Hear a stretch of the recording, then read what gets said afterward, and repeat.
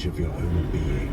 And at that edge, there is nothing left to cling to. No belief, no name, no identity. Seems like the great business is the business here. Mystery that we call the void. And so as we move forward can we stand still before that abyss? Can we let go of the need to define, to control, to understand? Can we trust that within the silence, something greater waits? Now we take the next step. Now we face the void. There is a moment in the seeker's path that cannot be taught, only entered. It is not lit by insight nor softened by love. It is vast, cold, and silent. It arrives not as a reward for your spiritual efforts, but as a natural unfolding, the way night follows sunset.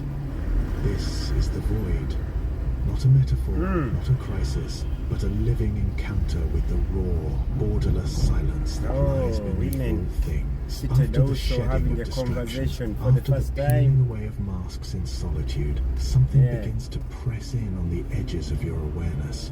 A stillness too wide to grasp.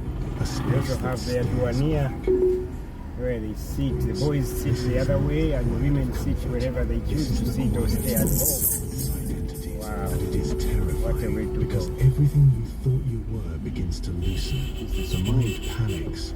The ego resists. It wants to label, to cling, to run. But there is nowhere to run in the void. There is only the invitation to stay, to surrender, to dissolve. Rumi did not fear the void. He lived in it. He danced within it. He whispered, "Why are you so afraid of silence? Silence is the root of everything. If you comes here there are no stop signs that mean nothing. The loss At a of bank, all for example, here you begin to realize how in the much street, of your I life can see no is stop built on signs, but noise. the Not yes, just the cars external have stopped. noise, but internal So noise. the signs mean Stories, fears, ambitions, identities, all of it begins to fade here. You are no longer the child seeking approval, the worker chasing success, the lover, identity. They are doers, meat is cows, they are slaughtering them like no man's business because of the it. void is not the end of you, it is the end of who you are not.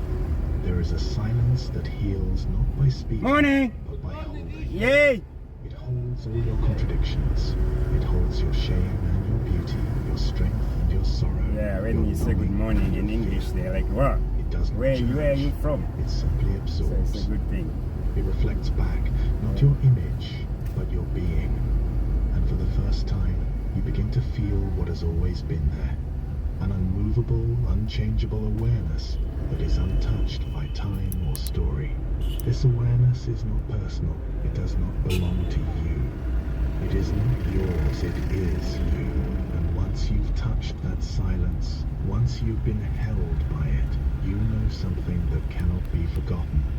That everything you've ever searched for was never outside you. It was buried beneath the noise you clung to in fear. But the void is not a place to live forever. It is a crossing, a doorway, a sacred gate through which all seekers must pass. What lies beyond it is not more silence, but presence. Life. Real life. Not the life of compulsions and roles, but the life that moves through all things with clarity and grace. The void clears the field. It breaks the old shell.